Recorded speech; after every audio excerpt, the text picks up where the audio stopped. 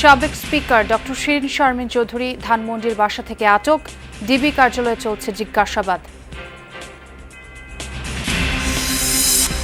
প্রধানমন্ত্রীর সাথে ভারতীয় হাই কমিশনারের সাক্ষাতে পাইপলাইনে আরও ডিজেল আমদানি নিয়ে আলোচনা। আজ দিল্লি যাচ্ছেন পররাষ্ট্রমন্ত্রী ও উপদেষ্টা।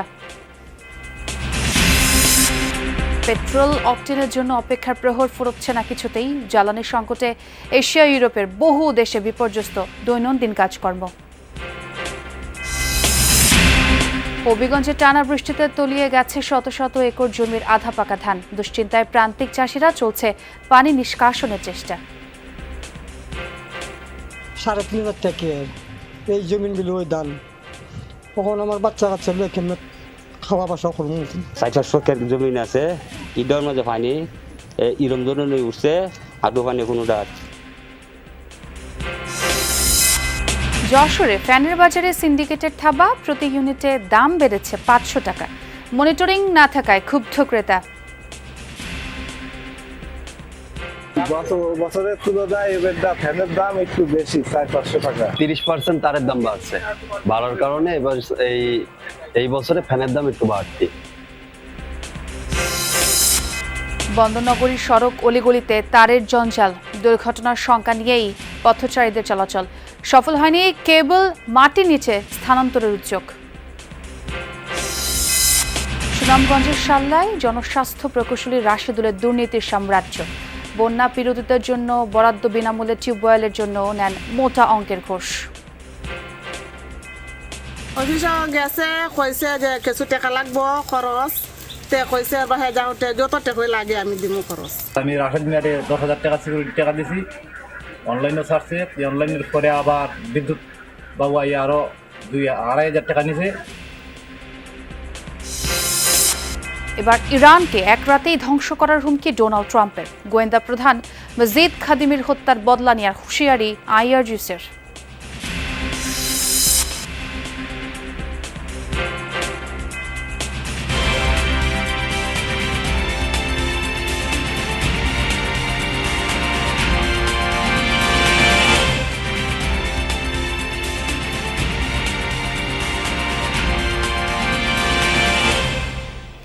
দর্শক আমন্ত্রণ যমুনা নিউজে, সঙ্গে আছে আমি ছোঁয়া খন্দকার। আর এতক্ষণ শিরোনাম দেখছিলেন। জাতীয় সংসদের সাবেক স্পিকার ডক্টর শিরিন শারমিন চৌধুরীকে আটক করেছে ঢাকা মহানগর গোয়েন্দা পুলিশ। সোমবার দিবাগত রাত আনুমানিক 4:30টার দিকে রাজধানীর ধানমন্ডি এলাকার নিজ বাসা থেকে তাকে আটক করা হয়। জানা যায়, শিরিন শারমিনের বিরুদ্ধে 2024 সালের 27 আগস্ট রংপুর মেট্রোপলিটন কোতোয়ালি আমলি আদালতে একটি হত্যা মামলা করেন দিলরুবা আক্তার নামের এক নারী।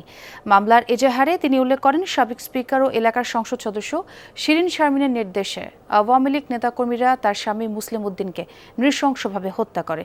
মুসলিম উদ্দিন ছিলেন স্বর্ণ ব্যবসায়ী। 2013 সালের 30 এপ্রিল স্পিকার নির্বাচিত হন শিরিন শারমিন। এরপর থেকে টানা তিনি এই দায়িত্বে ছিলেন। শেখ হাসিনা সরকারের পতনের 27 দিনের মাথায় পদত্যাগ করেন তিনি। দর্শক, এ বিষয়ে আরও জানবো। ডিবি অফিস থেকে যোগ দিচ্ছেন সহকর্মী তাজনুর ইসলাম। তাজনুর, শিরিন শারমিন চৌধুরীকে ডিবি কার্যালয়ে নেওয়া হচ্ছে, জিজ্ঞাসাবাদও চলছে, আমরা এমনটাই জেনেছি। আপনার কাছে কি তথ্য আছে তাজনুর?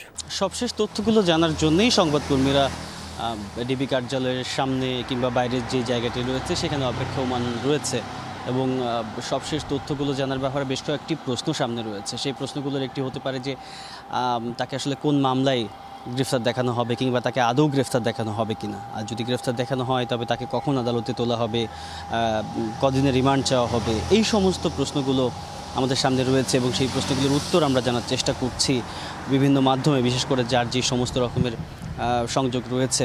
এবং ডিবি পুলিশের তরফ থেকে যদি আনুষ্ঠানিকভাবে কোনো ব্রিফিংয়ের আয়োজন করা হয়, যেহেতু পাশেই ডিএমপি মিডিয়া সেন্টার রয়েছে, সেখানে অনেক সময় এরকম গুরুত্বপূর্ণ কোনো ব্যক্তিকে আটক করা হলে কিংবা গ্রেফতার করা হলে সেই সমস্ত ঘটনার আপডেটগুলো পুলিশের তরফ থেকে আনুষ্ঠানিকভাবে জানানো হয়। সেই সময়ের আসলে অপেক্ষায় রয়েছে। তবে সবশেষ যেই তথ্য আপনি খবরে বলছিলেন যে ভোররাত 4টার দিকের ঘটনা কিংবা 4:30 বলা হচ্ছে, ডিবি পুলিশের একটি আভিযানিক দল ধানমন্ডি থেকে শিরিন শারমিন চৌধুরীকে আটক করেছে এবং এই ডিবি কার্যালয়ে আসার পর যেই অনানুষ্ঠানিক আলাপগুলো শুনছিলাম সেখানে বলা হচ্ছিল যে বিপুল সংখ্যক নারী পুলিশ সদস্য এই অভিযানে, আজকের এই অভিযানে কিংবা আজকে এই ভোর রাতের অভিযানে অংশ নিয়েছিলেন। এবং একটি বিষয় যে বহুদিন ধরে এক রকমের নিখোঁজ কিংবা এক ধরনের লাপাত্তা ছিলেন ডক্টর শিরিন শারমিন চৌধুরী। তার বিষয়ে সেই রকম ধরনের কোনো রকমের কোনো আলাপ ছিল না। তবে অন্তর্বর্তী সরকারের সময়ে একটা পাসপোর্টের আবেদনকে কেন্দ্র করে বেশ খানিকটা আলোড়ন সৃষ্টি হয়েছিল গণমাধ্যমে সেই সময়ে, যেটি বলা হচ্ছিল যে তিনি একটি অজ্ঞাত জায়গাতে থেকে পাসপোর্টের আবেদন করেছেন এবং তার স্বামী সহ তারা আসলে ফিঙ্গারপ্রিন্ট এবং যে সমস্ত তথ্যগুলো পাসপোর্ট অফিসে জমা দেওয়ার প্রয়োজন পড়ে সেই সমস্ত তথ্য তারা জমা দিয়েছিলেন। পরবর্তী সময়ে পাসপোর্ট অফিসের তরফ থেকে বলা হয়েছিল যে কিছু অসাধু কর্মকর্তার যোগ সাজসে তারা এমনটি করতে পেরেছিলেন, যদিও সেই আবেদনটি পরবর্তী সময়ে বাতিল করা হয়। সুতরাং বিভিন্ন গোয়েন্দা তথ্য হিসাবে বলা হচ্ছিল কিংবা জানানো হচ্ছিল যে ডক্টর শিরিন শারমিন চৌধুরী তিনি আসলে দেশেই রয়েছেন, তবে দেশের কোথায় তিনি রয়েছেন সেই ব্যাপারে কোনো সুস্পষ্ট কিংবা সুনির্দিষ্ট তথ্য কারো কাছেই ছিল না। যেটি আপনি খবরে বলছিলেন, রংপুরে একটি হত্যা মামলা রয়েছে তার নামে, কিন্তু আজকে তাকে আটকের পর তাকে কোন মামলায় আসলে গ্রেফতার দেখানো হবে সেটি নিয়ে এক ধরনের ধোঁয়াশা এখনও রয়েছে। গণমাধ্যম কর্মীরা মূলত সেই তথ্যটি জানার চেষ্টা করছেন। একই সঙ্গে তাকে আদালতে কখন তোলা হবে, কদিনের রিমান্ড চাওয়া হবে, সেই তথ্যগুলো জানা প্রয়োজন। একই সঙ্গে একটি আইনি বাধ্যবাধকতাও রয়েছে যে কোনো ব্যক্তিকে আটক করা হলে তাকে জিজ্ঞাসাবাদের পর 24 ঘন্টার মধ্যে তাকে আদালতে তোলার একটি বাধ্যবাধকতা রয়েছে। সেই বিষয়গুলো মাথায় রেখে নিশ্চয়ই ডিবি পুলিশের তরফ থেকে পরবর্তী সময়ে সংবাদকর্মীদের আরও তথ্য জানানো হবে। অনেক ধন্যবাদ তাজনুর আপনাকে। ভারতের কাছ থেকে পাইপলাইনে আরও ডিজেল আমদানি করতে চায় বাংলাদেশ। গতকাল সচিবালয়ে প্রধানমন্ত্রী তারেক রহমানের সঙ্গে দেশটির হাই কমিশনার প্রণয় কুমার ভার্মার সৌজন্য সাক্ষাতে এই বিষয়ে আলোচনা হয়েছে। মঙ্গলবার শুভেচ্ছা সফরে দিল্লি যাচ্ছেন পররাষ্ট্রমন্ত্রী খলিলুর রহমান ও উপদেষ্টা হুমায়ুন কবির। বিশ্লেষকদের ধারণা, এই সফরে জ্বালানি সংকট মোকাবেলা ছাড়াও অন্যান্য ইস্যুতে কথা বলবে ঢাকা ও দিল্লি। খালেদা জিয়ার জানাজার আনুষ্ঠানিকতায় ভারতের পররাষ্ট্রমন্ত্রীর আগমনী বার্তা দিচ্ছিল গলছে বরফ। নির্বাচিত হওয়ার পর সরকারের 1.5 মাসে প্রতিবেশী দুদেশের অর্থনৈতিক সম্পর্কের মঙ্গাগাঙে ধীরে ধীরে বইছে স্রোতধারা। সকালে প্রধানমন্ত্রীর সঙ্গে সৌজন্য দেখা করেন ভারতীয় হাই কমিশনার, স্পষ্ট করেন বাংলাদেশ নিয়ে দেশটির মনোভাব। পরে উপদেষ্টা হুমায়ুন কবির জানান, পাইপলাইনের মাধ্যমে ভারত থেকে ডিজেল আমদানি বাড়ানোর বিষয়ে কথা বলেছেন তারা। এটা পিপল টু পিপল যাতে হয়, তো দিস ইজ দি সম্পর্ক। এটা ভারতও চাচ্ছে, আমরাও চাচ্ছি এখন পিপল টু পিপল সম্পর্ক জোরদার করতে। তো প্রত্যেক জায়গায় আমরা কালচারাল এক্সচেঞ্জেস মোর চাই, উই ওয়ান্ট এক্সচেঞ্জেস মানে between political parties, exchanges between government officials. তো আমরা এটা যত ওপেন এবং ক্লিয়ারলি আমাদের মধ্যে এঙ্গেজমেন্ট অ্যান্ড ডায়লগ থাকবে, তখন some of the challenging issues we may be able to resolve. বৈঠকে পারস্পরিক আস্থা ও ইতিবাচক মানসিকতার উপর জোর দিয়েছেন প্রধানমন্ত্রী। সংক্ষিপ্ত কথা হয়েছে সাবেক প্রধানমন্ত্রী শেখ হাসিনাকে ফেরানোর বিষয়ে। হাসিনার ব্যাপার তো জুডিশিয়াল প্রসেসে আছে, তার তো একটাই ফাঁসি হয়ে গেছে, তো ফাঁসি হইলে মানে এটা তো আইনি প্রক্রিয়ায় তো থাকবেই। শেখ হাসিনা এবং মানে আরও তো শেখ হাসিনার সাথে আওয়ামী লীগ ক্রিমিনালরা আছে ওখানে, ওটা আমরা মানে বিভিন্ন জায়গায় পরিষ্কারভাবেই জানছি। আজকে মানে আমরা কোনো ডিটেলস ওইগুলো নিয়ে ডিসকাস করিনি। আজকের মূল ইয়েটা ছিল হাই কমিশনার কংগ্রাচুলেটরি কলন করছে, দ্যাটস ইট। ভারত বাংলাদেশের বড় প্রতিবেশী। 7 এপ্রিল পররাষ্ট্রমন্ত্রী খলিলুর রহমান যাচ্ছেন দিল্লি সফরে। দেশটির পররাষ্ট্রমন্ত্রী ডক্টর এস জয়শঙ্করের সঙ্গে বৈঠক ছাড়াও কথা হবে জাতীয় নিরাপত্তা উপদেষ্টা অজিত দোভাল, বাণিজ্যমন্ত্রী পীযূষ গোয়েল এবং পেট্রোলিয়াম মন্ত্রী হরদীপ সিং পুরীর সাথে।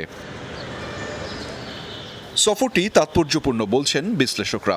এতে জ্বালানি সহায়তার পাশাপাশি আলোচনা হতে পারে তিস্তা, সীমান্ত, গুজব ও অপতথ্যের প্রভাব নিয়ে।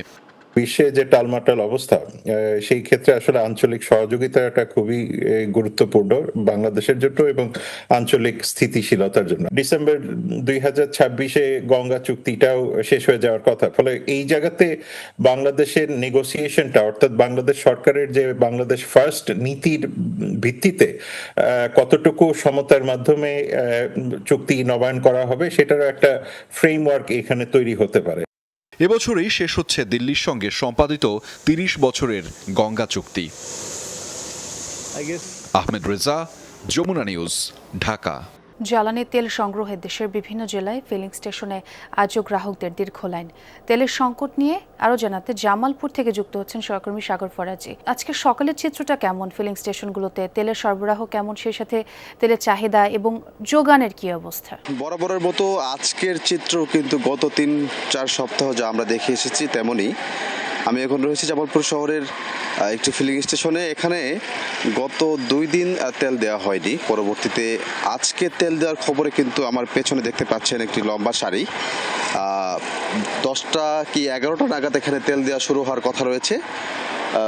এর জন্য গতকাল রাত থেকে বিভিন্ন যারা বাইকার রয়েছেন বা কর্মজীবী মোটরসাইকেল চালক রয়েছেন তারা কিন্তু এই পাম্পে এসে ভিড় জমিয়েছেন।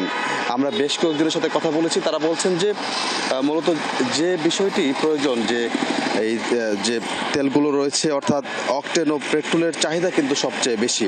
আমি যদি জেলার পুরো চিত্র আপনাকে বলতে চাই যে জেলায় 17টি পাম্প রয়েছে। আমরা দেখেছি যে প্রথম দিকে 2টি একটি পাম্পে তেল বিতরণ বা বিপণন করলেও এখন কিন্তু এখন পর্যন্ত যে সর্বশেষ তথ্য আমার কাছে রয়েছে 17টির মধ্যে প্রায় 10টির মতো উপজেলা পর্যায়ের বা জেলা পর্যায়ের পাম্পগুলোতে কিন্তু তেল বিপণন হবে।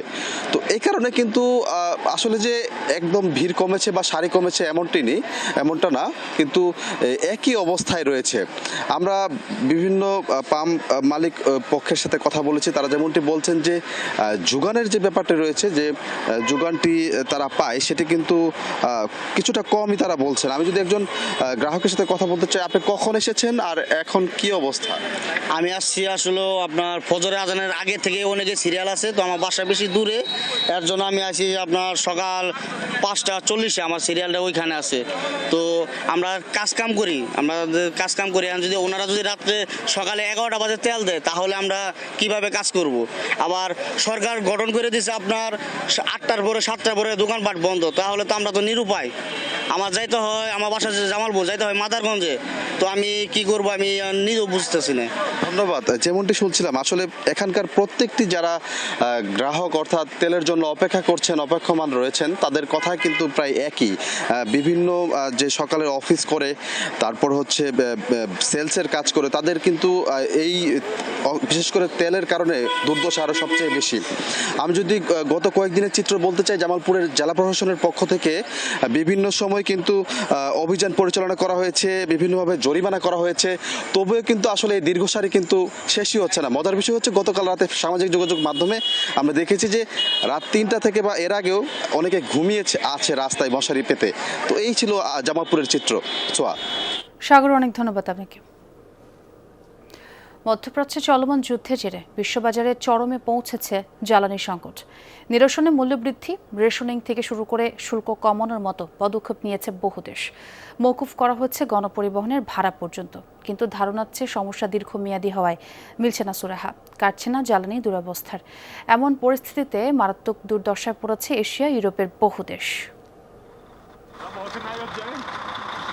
মধ্যপ্রাচ্যে দীর্ঘ 1 মাসের যুদ্ধ বদলেছে বৈশ্বিক জ্বালানি চিত্র, ব্যাপকভাবে ক্ষতিগ্রস্ত বিশ্ব অর্থনীতি। ফলস্বরূপ 1970 সালের পর সবচেয়ে বড় জ্বালানি সংকটের পথে পৃথিবী। প্রতিকার স্বরূপ এক এক দেশ নিয়েছে এক এক পদক্ষেপ, কেউ স্বল্প মেয়াদে, আবার কেউ দীর্ঘমেয়াদী সমস্যা বিবেচনায়।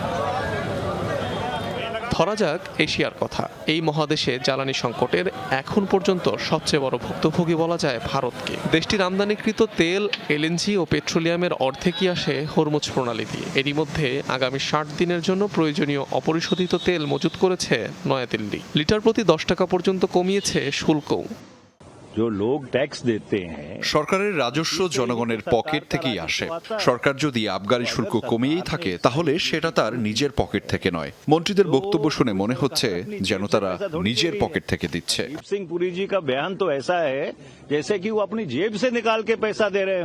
এদিকে পাকিস্তানে প্রায় 55 ও 43% হারে বাড়ানো হয় ডিজেল ও পেট্রোলের দাম। পরে সরকারি ভর্তুকি হিসেবে লিটার প্রতি কিছুটা কমানো হয় জ্বালানি দুটির মূল্য।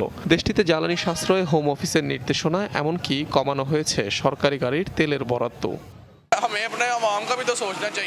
সরকারের উচিত নিজেদের মানুষের কথা ভাবা। পেট্রোলের যে দাম, গরিবরা এখন কি করবে? যে পেট চালানোর জন্য বাইকের ওপর নির্ভর করে তার এখন কি করার? মূল্য স্বাভাবিক রাখতে হাই স্পিড ডিজেলে অস্থায়ী শুল্ক ছাড় ঘোষণা করেছে মিয়ানমার, তবুও কাটেনি সংকট। দক্ষিণ পূর্ব এশিয়ার আরেক দেশ কম্বোডিয়াতেও ডিজেলের মূল্য বেড়েছে দ্বিগুণেরও বেশি। হোম অফিসের নির্দেশনার পাশাপাশি সরকারি গাড়ি ব্যবহার অর্ধেকে নামিয়ে আনার সিদ্ধান্ত নেয় ইন্দোনেশিয়াও। একদিন অতিরিক্ত সরকারি ছুটি ঘোষণা করা হয়েছে শ্রীলঙ্কায়।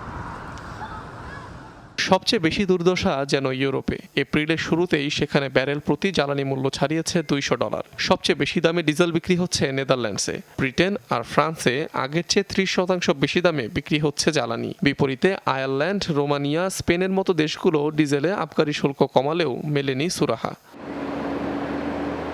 এদিকে জ্বালানি সংকট নিরসনে ব্যক্তিগত গাড়ির পরিবর্তে গণপরিবহন ব্যবহারে নাগরিকদের উৎসাহিত করছে অস্ট্রেলিয়ার সরকার। এজন্য ট্রেন, ট্রাম ও বাসে ভাড়া মওকুফের সিদ্ধান্ত নিয়েছে দেশটি। এছাড়াও বিশ্বের বহু দেশে চালু রয়েছে জ্বালানি রেশনিং ব্যবস্থা, যাতে চালক ও কৃষকদের নির্দিষ্ট করে জ্বালানি ক্রয় মূল্যের সীমা বেঁধে দিয়েছে কর্তৃপক্ষ। অনিক রহমান, যমুনা নিউজ। হবিগঞ্জের বানিয়াচংয়ে টানা বৃষ্টিতে তলিয়ে গেছে শত শত একর জমির বোরো ধান। আধা পাকা ফলন হারিয়ে দিশেহারা চাষিরা। বৃষ্টি অব্যাহত থাকলে তলিয়ে যেতে আরও কয়েকটি হাওরের ফসল। এতে দুশ্চিন্তায় প্রান্তিক কৃষকরা। কৃষি বিভাগ ও পানি উন্নয়ন বোর্ড বলছে, ভারী বৃষ্টির কারণে হাওরের নিচু জমিতে পানি আটকে এই পরিস্থিতি তৈরি হয়েছে। টানা বৃষ্টিতে প্লাবিত হচ্ছে হাওরের নতুন নতুন জমি। ফসল বাঁচাতে বাঁধ দিয়ে পানি আটকানোর চেষ্টা চাষিদের। হবিগঞ্জের বানিয়াচংয়ের ইকরাম গ্রামের কৃষক আহলাদ মিয়া ধার দেনা করে হুগলি হাওরে 8 বিঘা জমি বর্গা নিয়ে আবাদ করেছেন বোরো ধান। ভালো ফলনের সম্ভাবনা থাকলেও তা ডুবেছে পানিতে। ফসল হারিয়ে ঋণ পরিশোধ আর সংসার চালানোর দুশ্চিন্তা ঘিরে ধরেছে প্রান্তিক এই কৃষককে। 8 কের জমা রাখছি আমি জলুবার গাছ থেকে 3,500 টাকার। এই জমিনগুলো ওই দান। তখন আমার বাচ্চা কাচ্চা কেমন খাওয়া বাসা করবো। চৈত্রের মাঝামাঝিতে ভারী বৃষ্টিতে ডুবেছে হুগলি হাওরের প্রায় 500 একর বুড়ো ফসল। আধা পাকা ধান নষ্ট হওয়ায় দিশেহারা শতাধিক কৃষক পরিবার। 60 জমিন আছে, ঈদের মাঝে পানি ইরম ধরনের উঠছে, আদু পানি কোনোটার মাঝে এবারে পুরাত পানি। এখন এখানে বাঁধের যে অবস্থা, কিন্তু যদি আর কোনো বৃষ্টি বাদল হয় তাহলে এই জমিগুলা মনে কর যে হাজার জমিনগুলা এগুলা নষ্ট হয়ে যাবে। প্লাবনের শঙ্কা রয়েছে বাদেশ্বরা, বালি ও ব্যাঙ্গা হাওরেও। বৃষ্টি অব্যাহত থাকলে তলিয়ে যেতে পারে হাওরের হাজার হাজার একর জমির ফসল। ধার কর্জা করে আনে আইনা এই জমিগুলা করে। ওই সবচেয়ে বড় বিভাগে আছে এই ধরনের মানুষ যারা জমিগুলা জমা করছে, এরা কিন্তু বড় ব্যাঘাতে আসে, বড় কষ্টে আসে। বৃষ্টিটা হয়েছে হওয়ার কারণে পানিগুলো নিষ্কাশন হইতেছে না, প্রপার নিষ্কাশন ব্যবস্থা নাই বিধায় পানিগুলো এখানে জমা হয়ে আছে। জমা হয়ে থাকার কারণে কিছু ফসলের জমি যেগুলো নিচু জমি, তুলনামূলক নিচু জমিগুলা পানির নিচে তলিয়ে গেছে। কৃষি সম্প্রসারণ অধিদপ্তরের দাবি, এখন পর্যন্ত 81 হেক্টর জমির ফসল প্লাবিত হয়েছে। আর বৃষ্টি না হলে নতুন করে ফসল ডুবির সম্ভাবনা নেই। আশা করতেছি যে যদি আর কোনো বৃষ্টি না হয়, যদি পরিবেশ স্বাভাবিক থাকে, তাহলে আমার নতুন কোনো এলাকা প্লাবিত হবে না। আমাদের বোরো ধান করতে কোনো সমস্যা না। আর পানি উন্নয়ন বোর্ড বলছে, এখনো ভাঙেনি কোনো বাঁধ। নদীর পানিও বিপদসীমার অনেক নিচ দিয়ে প্রবাহিত হচ্ছে। হাওরের নিচু জমিতে আটকে থাকা বৃষ্টির পানি নিষ্কাশনের কাজ চলছে বলেও জানিয়েছেন কর্মকর্তারা। হাওরের একেবারে যে মিডল পয়েন্টটা, সেটা ন্যাচারালগতভাবে মানে প্রকৃতিগতভাবেই সেটা আসলে নিচু। তো এই ক্ষেত্রে একেবারেই হাওরের মধ্যখানে নিচু পানিটা বের করতে গেলে আমাদের আসলে হাওরের সাথে সংযোগ খাল খনন করা দরকার, এবং সেই সংযোগ খালের যে জায়গা দিয়ে পানি বের হয়ে যাবে, দু একটা জায়গায় আমাদের একটু সুইচ গেটও দরকার।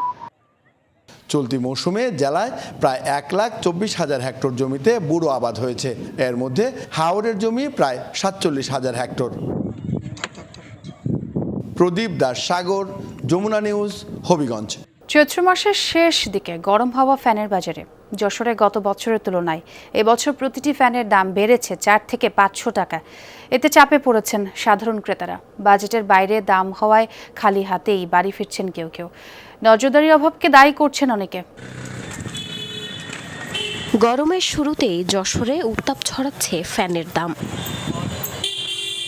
ইলেকট্রনিক্স মার্কেটগুলোয় চাহিদার সাথে তাল মিলিয়ে বেড়েছে নামি দামি কোম্পানির ফ্যানের মূল্য। গেল বছরও যে ফ্যানের দাম ছিল 2600 থেকে 2800 টাকা, এবছর তা দাঁড়িয়েছে 3500 টাকায়। ব্র্যান্ডের পাশাপাশি লোকাল ফ্যানের দামও বেড়েছে 4 থেকে 500 টাকা। বছরের তুলনায় এবারটা ফ্যানের দাম একটু বেশি, 400-500 টাকা। সাধারণ খেটে খাওয়া মানুষদের সম্ভব হবে না, এত পরিমাণ দাম বেড়েছে। আমার সামর্থ্য কম বলে আমি এক দোকান তার এক দোকান ঘুরতেছি যাতে কম হয়। 300 টাকা সেভ হলে তো আমার সেভ হলো টাকা। হঠাৎ মূল্যবৃদ্ধিতে চাপে সাধারণ মানুষ বাধ্য হয়ে পণ্য না কিনেই ফিরছেন ঘরে। তাদের অভিযোগ, অসাধু সিন্ডিকেট ব্যবসায়ীদের জন্যই অস্থির ফ্যানের বাজার। ফ্যান দাম না কমলে কিনতে পারছি না, এখন বাসায় চলে যান। সিন্ডিকেটটা ভাঙার দরকার, সরকারের বিষয়ে তদারকি করার দরকার। বিক্রেতাদের সাফাই, তামার দাম বৃদ্ধির কারণে বেড়েছে উৎপাদন খরচ, আর সেই প্রভাব পড়েছে সরাসরি খুচরা বাজারে। 30% তারের দাম বাড়ছে, বাড়ার কারণে এবার এই বছরে ফ্যানের দাম একটু বাড়তি। ফ্যানের দাম মূলত বাড়ার কারণ কি, যে আপনার জানুয়ারি ফেব্রুয়ারি মাসে প্রথমত তারের দাম বাড়ছে। ফ্যানটা তো মূলত তামালে তৈরি হয়, তখন প্রথমত 12% দাম বাড়াইছে তার কোম্পানিগুলা। বাজার নিয়ন্ত্রণে সরকারি নজরদারি জোরদারের দাবি ক্রেতাদের। জারিন অর্নি, যমুনা নিউজ। চট্টগ্রাম শহরের সব সড়ক অলিগুলি যেন তারের জঞ্জাল। সবসময় দুর্ঘটনার শঙ্কা নিয়ে চলাচল করেন পথচারীরা। পুরো প্রক্রিয়াই নীতিমালা বহির্ভূত এবং অব্যবস্থাপনায় ভরা, বলছেন নগর পরিকল্পনাবিদরা। বিভিন্ন সেবা সংস্থার এসব তার বা কেবল মাটির নিচে স্থানান্তরে একাধিক উদ্যোগ নেওয়া হলেও তা সফল হয়নি। চট্টগ্রাম মহানগরীর অন্যতম প্রাণকেন্দ্র নিউ মার্কেট এলাকার চিত্র এটি। বৈদ্যুতিক খুঁটি থেকে শুরু করে সড়ক বিভাজকের গাছ, এমনকি বিভিন্ন স্থাপনাতেও তারের জঞ্জাল। কুণ্ডুলি পাকিয়ে রাখা ইন্টারনেট ও ডিশ কেবল, বিদ্যুতের তার কোথাও ছেঁড়া, কোথাও নিচে ঝুলছে। যে কোনো সময় ঘটতে পারে দুর্ঘটনা। বৈদ্যুতিক তার থেকে প্রায় ঘটছে শর্ট সার্কিট ও অগ্নিকাণ্ড। তাছাড়াও এটা বারবার এখানে শর্ট খায়। তারপর এই যে এরা বারবার কাজ করে যায়, এই যে তারগুলো দেখেন ঝুলন্ত অবস্থায় আছে। এই জায়গাটা কোনো রকম যদি আগুন লাগে, মানুষ কোনো একটা বিপদ বললে কোথাও যাওয়ার কোনো সুযোগ পাবে না। মুছে দিয়ে চলে যায়। তো এগুলোর জন্য মানুষের আজকে রাস্তায় একটা চুরি বললে তারপরে মানুষের গলায় বাজে, গাড়িতে বাজে। আগুন লাগলে তাপমাত্রা একসাথে একটা ধরবে, একসাথে একটা ধরবে, পুরো সারা সমস্যা হয়ে যাবে। বিভিন্ন সময় অগ্নিকাণ্ডের ঘটনা ঘটেছে। এখান থেকে আমাদের মার্কেটও বিভিন্ন সময় অগ্নিকাণ্ডের ঘটনাগুলো ছড়িয়ে পড়েছে। শুধু নিউ মার্কেট নয়, পুরো চট্টগ্রাম নগরীর একই চিত্র। বিভিন্ন ইন্টারনেট ও ডিশ অপারেটরদের দেয়া সংযোগ অপরিকল্পিত। এতে যেমন বাড়ছে অগ্নি ঝুঁকি, তেমনি নষ্ট হচ্ছে সৌন্দর্য। অগোছালো তারগুলোর জন্য বিভিন্ন ধরনের দুর্ঘটনা ঘটে, তাই ওদের সরকারের একটা ব্যবস্থা নেওয়া উচিত। হাঁটতেছি যে আমরা ইন্টারনেটের লাইন মনে করতেছি, কিন্তু এটা অনেক সময় হয়ে যায় আবার এটা বিদ্যুতের লাইন। একটা খুঁটির ভিতরে অন্তত 10 থেকে 15টা কোম্পানি একইভাবে লাইনটা চালাচ্ছে। প্রয়োজনীয় যেসব ডিসের তার আছে, এগুলো থেকে আমাদেরকে উদ্ধার করবে এবং চট্টগ্রাম আরও অনেক বেশি সুন্দর হবে। উন্নত শহরগুলোতে ইউটিলিটি সার্ভিসগুলো আন্ডারগ্রাউন্ড ডাক্ট বা কমন ট্রেঞ্জের মাধ্যমে পরিচালিত হয়। চট্টগ্রামেও সমন্বিত কেবল ম্যানেজমেন্ট নীতিমালা বাস্তবায়নের তাগিদ নগর পরিকল্পনাবিদদের। এখন যে কাজটা হচ্ছে সেটা অবৈধভাবে হচ্ছে। সিটি কর্পোরেশনের পোল, পিডিবির পোল কিংবা টিএনটির পোলগুলো কিন্তু এভাবে তারা কোনো নীতি ছাড়াই এবং কোনো ধরনের অনুমতি ছাড়া এটা ব্যবহার করছেন, বাধ্য হয়ে করছেন। তারের জঞ্জাল দূর করে শৃঙ্খলা ফেরাতে পাইলট প্রকল্পের কথা জানান সিটি মেয়র। যে কেবলগুলো বেশি মোটা, সেগুলো কিন্তু আলটিমেটলি নালার সাথে তার দেওয়াতে অনেক সময় সেটা অবস্ট্রাকশন হতে পারে। তো এই জায়গায় এসে আমাদের সাথে কিছু কথাবার্তা হচ্ছে। আমরা যেগুলো চিকন কেবল সেগুলো আমরা দিতে সম্মত হয়েছি, মোটাগুলোকে আমরা আন্ডারগ্রাউন্ডে নিয়ে যেতে বলেছি। শহীদুল সুমন, যমুনা নিউজ, চট্টগ্রাম। আসে মন চাইলে এক আধবার অফিসে পায়ের ধুলো দেন সুনামগঞ্জের শাল্লা উপজেলা জনস্বাস্থ্য প্রকৌশলী রাশিদুল ইসলাম। মাঝে মধ্যে 2 মাসেও অফিসের চৌকাঠ মারান না এই কর্মকর্তা। অফিসকে বানিয়েছেন মজমা কক্ষ। একই অবস্থা তার সরকারি বাসার, যেখানে নির্ধারণ হয় ঘুষের পরিমাণ। বন্যায় ক্ষতিগ্রস্ত মানুষকে বিনামূল্যে দেওয়া টিউবওয়েলের জন্য মোটা অঙ্কের টাকা ঘুষ নেন রাশিদুল। তার বিরুদ্ধে এমন অসংখ্য অভিযোগের আরও বিস্তারিত সহকর্মী সোহানুর রহমান সোহানের প্রতিবেদনে।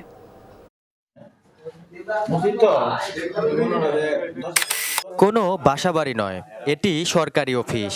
তার ভেতরেই বিছানা পেতে আয়েশি ভঙ্গিতে সুনামগঞ্জের শাল্লা উপজেলা জনস্বাস্থ্য প্রকৌশলী রাশেদুল ইসলাম। তাজ্জবের বিষয় হলো এই রুমে চলছে ঘুষের পরিমাণ নির্ধারণের আলোচনা। তুমি 1000 টাকা বিক্রি করে দেবে 30,000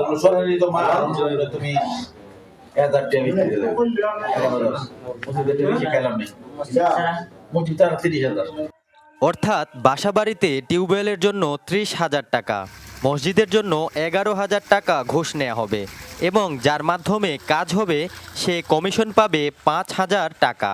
অথচ ইউএনডিপির অর্থায়নে বন্যায় ক্ষতিগ্রস্ত মানুষকে এগুলো বিনামূল্যেই দেয়ার কথা। এবার সেসব ক্ষতিগ্রস্ত মানুষদের সাথে কথা বলে টিম যমুনা। জানা যায় তালিকায় নাম থাকার পরও টাকা না দেয়ায় অনেকের কপালে জুটেনি সাবমার্সিবল পাম্পযুক্ত টিউবওয়েল। অফিসে গেছে কইছে যে কিছু টাকা লাগবো খরচ, তে কইছে বাহে যাওতে যত টাকা লাগে আমি দিমু খরচ। কত তোমার বাড়ি কল কয়েকদিনের ভিতরে যাই। আমরা ওখানে কইতাছি কলটা কই দিয়ে গেল, এই কলের তার খবর হাই না। সর্বমোট খরচ গেছে সিকিউরিটি তুই দিছিলেন যখন 25,000 টাকা। আমি রাশেদ মিয়ারে 10,000 টাকা সিকিউরিটি টাকা দিছি, অনলাইনে ছাড়ছে। অনলাইনের পরে আবার বিদ্যুৎ বাবু আইয়া আরো 2,000-2,500 টাকা নিছে। এবার টিউবওয়েলগুলো যে বয়সী আমি সম্পূর্ণ আমার নিজ দায়িত্বে আনছি, 5 স্টার জেলা থেকে কিনিয়া। ভুক্তভোগীদের অভিযোগ, গত 5 বছরে এই প্রকল্প বাদে রাশেদুলের অধীনে স্থাপন হয়েছে 5 শতাধিক টিউবওয়েল। সেসব খাত থেকে বড় অঙ্কের টাকা পকেটে ঢুকিয়েছেন তিনি। এসব বিষয়ে তার বক্তব্য জানতে শাল্লা জনস্বাস্থ্য অফিসে গিয়েও রাশেদুলের দেখা মেলেনি। অফিসের লোকজনও যোগাযোগ করিয়ে দিতে অপারগতা প্রকাশ করেন। একটু ফোন দিবেন ওনাকে। ফোন তো দেয়া না, ফোন দিলে ধরে না তো। আমরা পাবো কিভাবে ওনাকে? বাইশে বাহানো কি তার কইতাম দেখো বাইরে এসে বাইরে তো আমরা গেছি না, বুঝেছিলাম তার তো বাহাতে হলো না। আপনার থেকে বাহান গেছে হয়ে গেল, আমরা হয়ে গেছে। আমরাও নাছোড়বান্দা। অফিসে না পেয়ে চলে যায় অভিযুক্ত রাশেদুলের সরকারি বাসায়। সেখানেও তাকে পাওয়া গেল না। তবে চোখে পড়ল বাসার ভেতরেই সিন্ডিকেট সভা চালাচ্ছেন উপজেলা শ্রমিক দল সভাপতি। এতজন মানুষ এখানে এলো মামা, তার সাথে আমার একটা সিন্ডিকেট এখানে বাংতে কেন আইছি। কি তার সিন্ডিকেট? আমার syndicate, personal matter. Personal matter এক্সেনের রুমে? না না, এক্সেনের রুমে না, আমি কেন আইছি তারা কইছি আমি কেন আছি। এখানেই শেষ নয়। দীর্ঘ 1 মাস রাশেদুলের বক্তব্যের জন্য অফিস, বাসা, এমনকি মোবাইলেও যোগাযোগের চেষ্টা করা হয়, কিন্তু ফলাফল একই।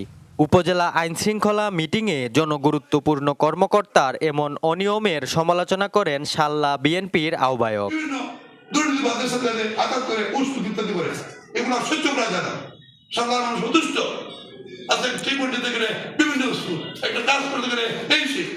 গড়পড়তা বক্তব্য দিয়ে দায় সারার চেষ্টা করলেন জেলা জনস্বাস্থ্য প্রকৌশলের এই কর্মকর্তা। যিনি নিয়েছেন তিনি অবৈধ লেনদেনের সাথে জড়িত। যদি এরকম কোনো কমপ্লেন আসে, লিখিত অভিযোগ আসে, নিঃসন্দেহে তার বিরুদ্ধে ব্যবস্থা নেওয়া হবে। আমার কাছে এখনো পর্যন্ত এরকম কোনো অভিযোগ আসে না, লিখিত আসেনি। যোগাযোগ বিচ্ছিন্ন হাওরের দ্বীপ শাল্লা উপজেলাকে বদলিমূলক শাস্তির জায়গা হিসেবে চেনেন সরকারি কর্মকর্তারা। দুর্গম এসব এলাকায় এসেও থেমে থাকে না তাদের অনিয়ম, দুর্নীতি। জনস্বাস্থ্য প্রকৌশলী রাশেদুল ইসলামের মতো কর্মকর্তাদের সঠিক বিচারের আওতায় না আনা গেলে কখনোই উন্নত হবে না পিছিয়ে পড়া এসব অঞ্চলগুলো।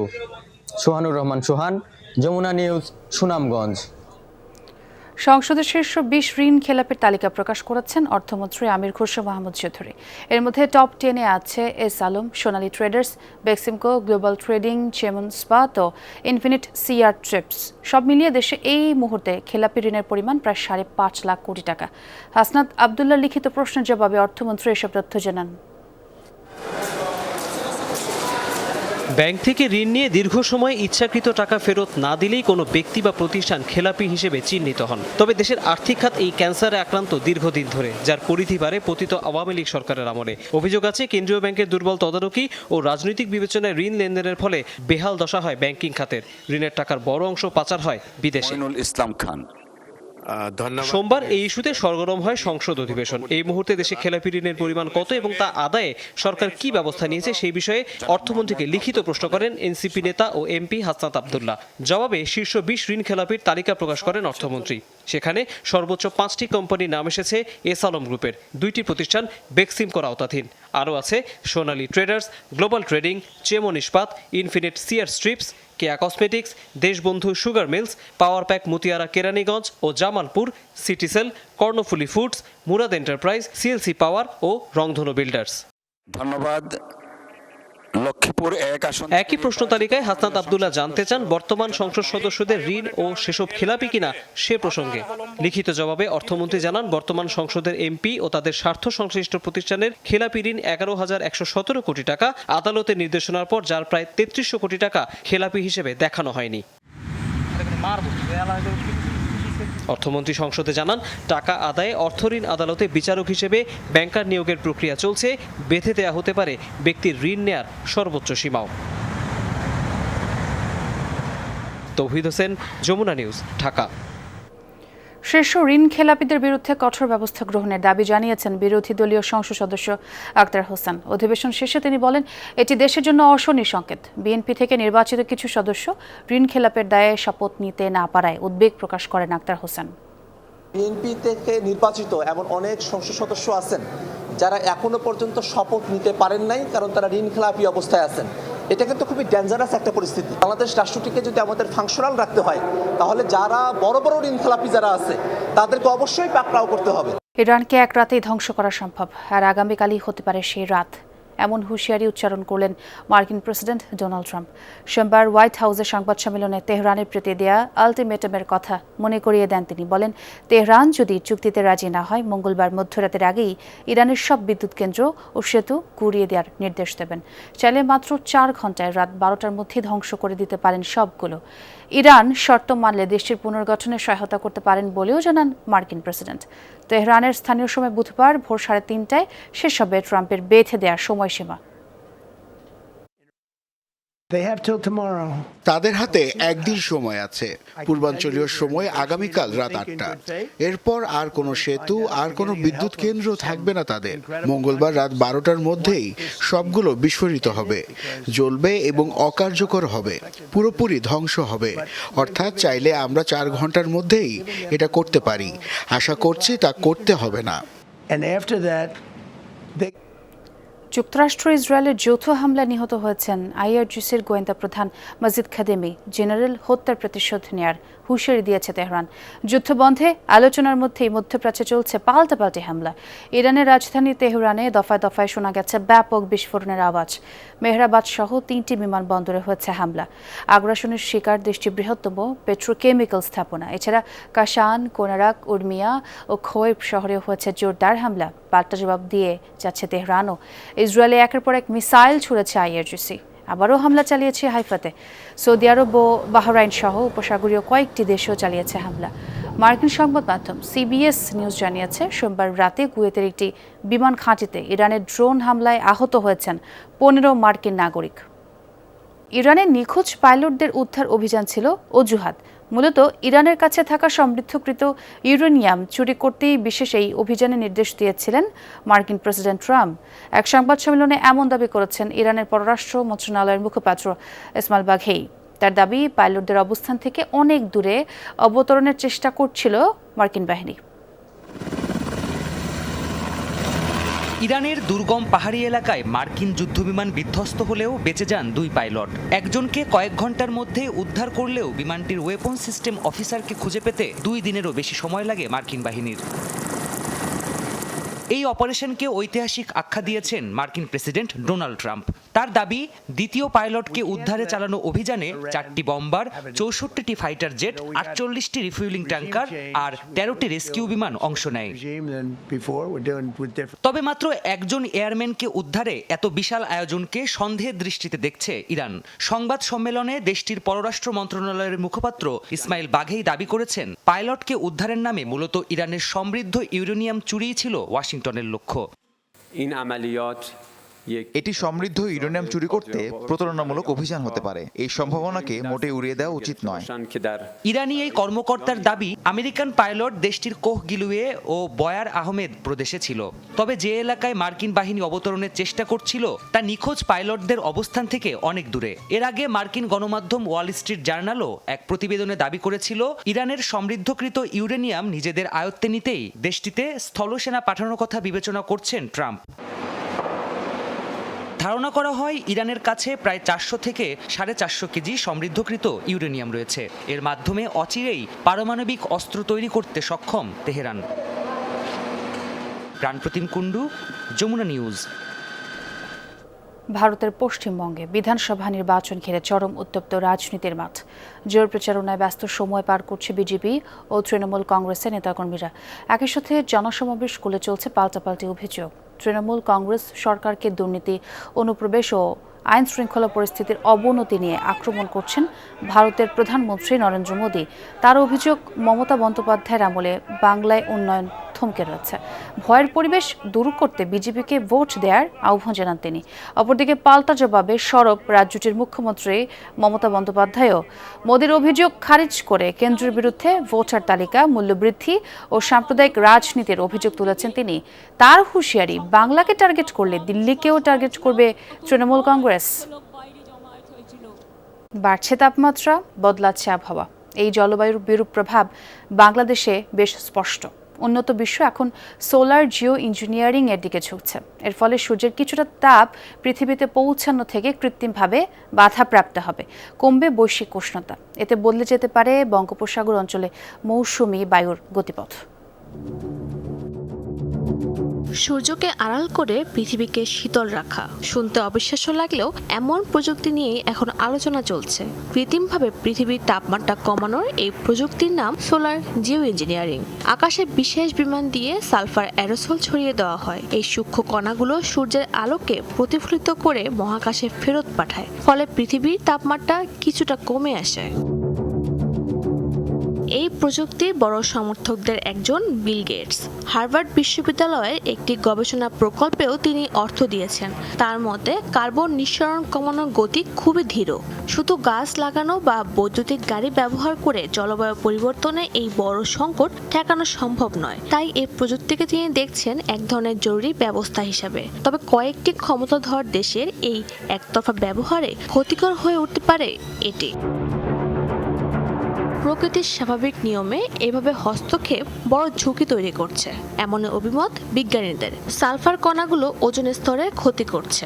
কৃত্রিমভাবে তাপমাত্রা কমানো হলে মৌসুমী বায়ুর গতিপথ বদলে যেতে পারে। ফলে দক্ষিণ এশিয়ায় কোথাও ভয়াবহ খরা, আবার কোথাও অস্বাভাবিক বন্যা দেখা দিতে পারে। বাংলাদেশের মতো দেশ যারা হিমালয়ে বরফ গলা পানি এবং বঙ্গোপসাগরের উপর নির্ভরশীল, তাদের জন্য ঝুঁকিটা আরও বেশি। জীববৈচিত্র্য হ্রাস পায়, আমাদের যে বায়োডাইভার্সিটি আছে সেটা ক্ষতিগ্রস্ত হচ্ছে, এবং কার্বন ডাইঅক্সাইডের যেহেতু ঘনত্ব কমাচ্ছে না, সেই জন্য কিন্তু মেরিন লাইফ ক্ষতিগ্রস্ত হচ্ছে, গাছপালা ক্ষতিগ্রস্ত হচ্ছে, এবং সরাসরি যে সূর্যের আলোটা আসতো সেটাকেও অনেক সময় কিন্তু এটা প্রিভেন্ট করছে, অর্থাৎ প্রতিহত করছে। এদিকে জলবায়ু পরিবর্তনের ক্ষতি মোকাবেলায় ধুঁকছে বাংলাদেশ। পরিস্থিতি সামাল দিতে বিভিন্ন আন্তর্জাতিক সংস্থা থেকে বিপুল পরিমাণ ঋণ নিতে হচ্ছে। যদিও এসব অর্থে পরিচালিত বিভিন্ন প্রকল্পের কার্যকারিতা নিয়ে আছেও নানা প্রশ্ন।